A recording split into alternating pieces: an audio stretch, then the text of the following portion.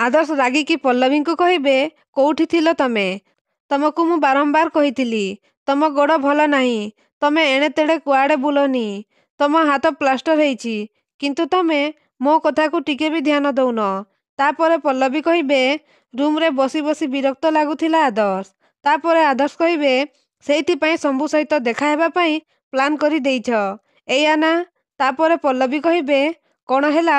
ମୁଁ ସେମିତି କିଛି ପ୍ଲାନ୍ କରିନି ଆଦର୍ଶ। ସେଦିନ ମୁଁ ଶମ୍ଭୁ ଅଙ୍କଲଙ୍କ ସହିତ ଦେଖା କରିବାକୁ ଯାଇଥିଲି।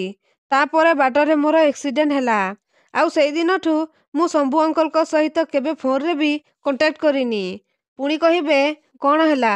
କ'ଣ ଭାବୁଛ? ତାପରେ ଆଦର୍ଶ କହିବେ, ତା ମାନେ ତମେ ସେଦିନ ସେ ଶମ୍ଭୁକୁ ଦେଖା କରିବା ପାଇଁ ଚେଷ୍ଟା କରୁଥିଲ, ଆଉ କେହି ଜଣେ ତମକୁ ଏକ୍ସିଡେଣ୍ଟ କରି ଜୀବନରୁ ଶେଷ କରିଦେବାକୁ ଚେଷ୍ଟା କରିଥିଲା। ପୁଣି କହିବେ, ପଲ୍ଲବୀ, ତମକୁ ବାର ବାର କହିଲି ଏଥିରୁ ଦୂରେଇ ରହିବା ପାଇଁ, ତାପରେ ବି ତମେ ଏସବୁରେ ପଡ଼ିଛ। ତାପରେ ପଲ୍ଲବୀ କହିବେ, ଆଦର୍ଶ ପ୍ଲିଜ୍, ତମେ ମୋତେ ବିଶ୍ୱାସ କର, ମୁଁ ସେଦିନ ଶମ୍ଭୁ ଅଙ୍କଲଙ୍କୁ ଦେଖା କରିବାକୁ ଯାଇନଥିଲି। ବରଂ ମୁଁ ସେଦିନ ସେଇ ସେନ୍ସ ସ୍ମଗଲିଂ ଜାଗାକୁ ଯାଇଥିଲି, ଯୋଉଦିନ ମୋର ଏକ୍ସିଡେଣ୍ଟ ହେଲା। ଆଉ ଆଜି ମଧ୍ୟ ମୁଁ ଶମ୍ଭୁ ଅଙ୍କଲଙ୍କ ସହିତ ଦେଖା କରିବା ପାଇଁ କୌଣସି ପ୍ଲାନ୍ କରିନି। ତାପରେ ଆଦର୍ଶ କହିବେ, ମିଛ କୁହନି ପଲ୍ଲବୀ, ମିଛ କୁହନି। ଏବେ ଏବେ ତମ ଫୋନ୍କୁ ସେ ଶମ୍ଭୁର କଲ୍ ଆସିଥିଲା, ଆଉ ଆଜି ରାତିରେ ତମେ ତା ସହିତ ଦେଖା ହେବ ବୋଲି ସେ କହୁଥିଲା। ତାପରେ ପଲ୍ଲବୀ ଶମ୍ଭୁ ସହିତ କଥା ହେଲା କଥା ମନେ ପକେଇବେ। ତାପରେ ଆଦର୍ଶ କହିବେ, ପଲ୍ଲବୀ, ମୁଁ ତମ ସହିତ କଥା ହଉଛି, କ'ଣ ଭାବୁଛ ତମେ? ଆରେ ମୋ କଥାର କିଛି ଭେଲ୍ୟୁ ନାହିଁ ପଲ୍ଲବୀ।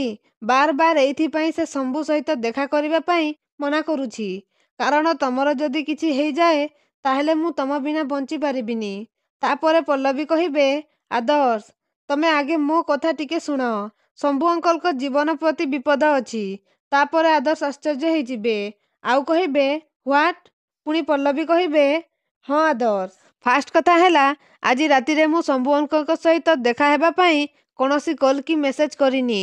ତେଣୁ ମୋତେ ଲାଗୁଛି ବୋଧହୁଏ ସେଦିନ ମୋର ଯୋଉ ଏକ୍ସିଡେଣ୍ଟ ହେଇଥିଲା, ଆଉ ତାପରେ ମୁଁ ଯୋଉ ବେହୋସ ହେଇ ପଡ଼ିଥିଲି, ସେ ସମୟରେ ସେ ଲୋକମାନେ ମୋ ମୋବାଇଲରେ ଶମ୍ଭୁ ଅଙ୍କଲଙ୍କୁ ଦେଖା ହେବା ପାଇଁ ଡାକିଛନ୍ତି, ଆଉ ଯୋଉଥିପାଇଁ ଶମ୍ଭୁ ଅଙ୍କଲକୁ ଲାଗିଛି ମୁଁ ତାଙ୍କୁ ଦେଖା ହେବା ପାଇଁ ମେସେଜ କରିଛି।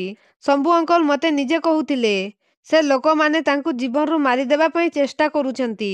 ତେଣୁ ଏସବୁ ସେ ଲୋକଙ୍କର ଷଡ଼ଯନ୍ତ୍ର ହେଇପାରେ। ଆଦର୍ଶ, ଆମକୁ ଶମ୍ଭୁ ଅଙ୍କଲ ପ୍ରତି ଆଲର୍ଟ ହେଇ ରହିବାକୁ ପଡ଼ିବ। ତାପରେ ଆଦର୍ଶ ରାଗିକି କହିବେ, ନା, ବିଲକୁଲ ବି ନୁହେଁ। କିଏ ଜାଣେ ସେ ଲୋକ ସତ କହୁଛି କି ମିଛ କହୁଛି? ଏମିତି ବି ହେଇପାରେ ତମର ସେଇ ଏକ୍ସିଡେଣ୍ଟ ପଛରେ ତାର ହିଁ ହାତ ଥାଇପାରେ। ତାପରେ ପଲ୍ଲବୀ କହିବେ, ଆଦର୍ଶ, ଶମ୍ଭୁ ଅଙ୍କଲ ସେଭଳି ନୁହନ୍ତି। ତାପରେ ଆଦର୍ଶ କହିବେ, ମୁଁ କହିଲି ନା, ତମେ ତା ସହିତ କଣ୍ଟାକ୍ଟ କରିପାରିବନି। ତାପରେ ପଲ୍ଲବୀ କହିବେ, ଆଦର୍ଶ ପ୍ଲିଜ୍, ତମେ ଟିକେ ବୁଝିବାକୁ ଚେଷ୍ଟା କର। ତମେ ଏ ପୁରା ଘଟଣାକୁ ରଙ୍ଗ କାଲକୁଲେଟ୍ କରୁଛ। ଆଦର୍ଶ, ତମେ ମୋ କଥାକୁ ବିଶ୍ୱାସ କର। ଯଦି ସତକୁ ସତ ମୁଁ ଡାକିଛି ଭାବି ଶମ୍ଭୁ ଅଙ୍କଲ ସେ ଜାଗାରେ ପହଞ୍ଚନ୍ତି, ତାହେଲେ ସେ ଲୋକମାନେ ଶମ୍ଭୁ ଅଙ୍କଲକୁ ଜୀବନରୁ ମାରିଦେଇ ପାରନ୍ତି। ତେଣୁ ମୋ କାଲକୁଲେସନ୍ କହୁଛି ଶମ୍ଭୁ ଅଙ୍କଲଙ୍କ ଜୀବନ ପ୍ରତି ବିପଦ ଅଛି। ସେଇଥିପାଇଁ ପ୍ଲିଜ୍ ମୋତେ ଟିକେ ଶମ୍ଭୁ ଅଙ୍କଲଙ୍କ ସହିତ କଥା ହେବା ପାଇଁ ଥରୁଟିଏ ସୁଯୋଗ ଦିଅ, ପ୍ଲିଜ୍ ଆଦର୍ଶ। ତାପରେ ଆଦର୍ଶ କହିବେ, ଠିକ୍ ଅଛି, କିନ୍ତୁ ଗୋଟେ କଣ୍ଡିସନରେ। ଆଜି ପରଠୁ ତମେ ସେ ଶମ୍ଭୁ ସହିତ କେବେ ବି କଥା ହେବନି, କେବେ ବି ନୁହେଁ। ତ ଦର୍ଶକ ବନ୍ଧୁ, ଏବେ କ'ଣ ହେବ? ସତରେ କ'ଣ ପଲ୍ଲବୀ ଶମ୍ଭୁକୁ ବଞ୍ଚେଇ ପାରିବେ କି? ଆମକୁ କମେଣ୍ଟ ମାଧ୍ୟମରେ ନିଶ୍ଚୟ ଜଣାନ୍ତୁ।